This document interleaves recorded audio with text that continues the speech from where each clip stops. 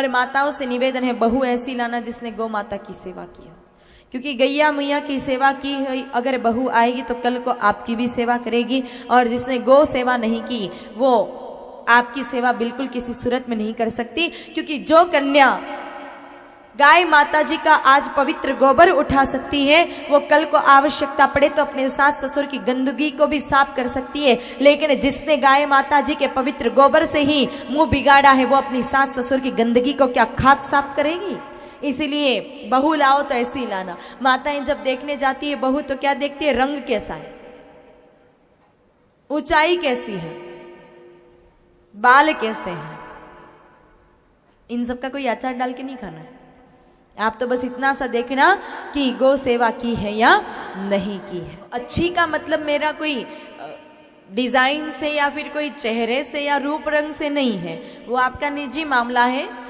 लेकिन अच्छी का मेरा सीधा सा मतलब इतना है कि जिस पिता ने फटी बनियान पहन करके और आपको पाल पोस करके बड़ा किया, जिस माँ ने अपने खून का दूध बना करके आपको पिला करके बड़ा किया, पत्नी आए तो ऐसी आए कि कम से कम उन बुढ़े माँ बाप को 2 वक्त की रोटी तो शांति से दे सके। क्योंकि कुछ कुछ देवियां जब आती हैं विवाह के पश्चात और चौथे ही दिन पति को लेकर के चली जाती हैं कि अपनी केमिस्ट्री तो नहीं जम रही इन बुढ़े बुढ़े के साथ, इसलिए अलग रहेंगे।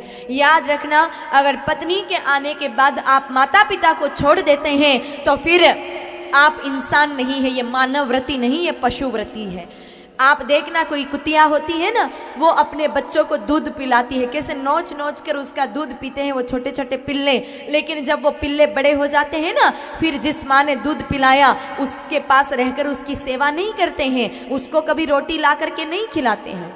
एक छोटी सी चिड़िया होती है, उसके छोटे छोटे चूजे होते हैं, चिड़िया घूम घूम के दाना ढूंढ ढूंढ के लाती है और उन चूजों के मुंह में डालती है। लेकिन वो चूजे जब बड़े हो जाते हैं तो अपनी माँ की सेवा के लिए रहते नहीं, वो पंख फड़फड़ा करके उड़ के भाग जाते हैं। तो अगर आप भी अपनी पत्नी आने के बाद, बड़े होने के बाद अपने माता पिता से अलग हो जाते हैं तो फिर उस कुत्ते के बच्चों में और आप में 1% भी अंतर नहीं है, ये जानवर वृत्ति है।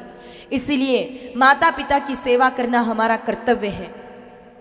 पत्नी ऐसी आए कि उन माता पिता की सेवा प्रेम से भाव से कर सके। अब सात्विक पत्नी आई तो माता पिता की सेवा करेगी, पैर दबाएगी, वरना तो गला दबाएगी, पैर तो नहीं दबाएगी।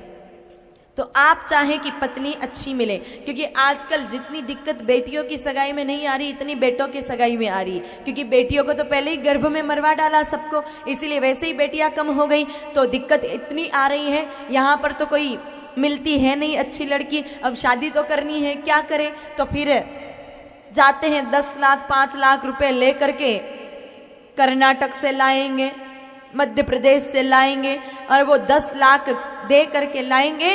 वो लड़की 10 दिन रहेगी और 11वें दिन पता चलेगा कि ये छठी शादी है, और फिर 5 दिन और रह करके घर के 5 लाख और लेकर के फिर भाग जाएगी।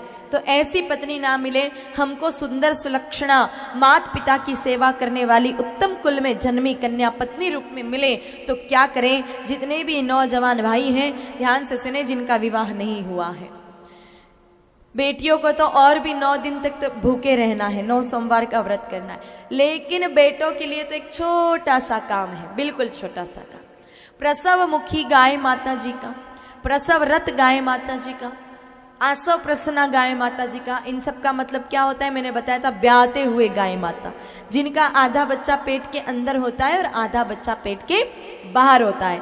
इस स्थिति में अगर कोई नौजवान युवक गाय माता जी की परिक्रमा कर ले तो उसको सारे तीर्थों की परिक्रमा करने का फल घर बैठे ही मिल जाता है, फिर कहीं भटकने की उसको आवश्यकता नहीं पड़ेगी। और जिसने प्रसव मुखी गाय माता जी की परिक्रमा कर ली उस नौजवान को निश्चित सुंदर सुलक्षणा माता पिता की सेवा करने वाली उत्तम कुल में जन्मी कन्या पत्नी रूप में मिल ही जाती है। और ये मैं अपनी मर्जी से नहीं कह रही हूँ, इस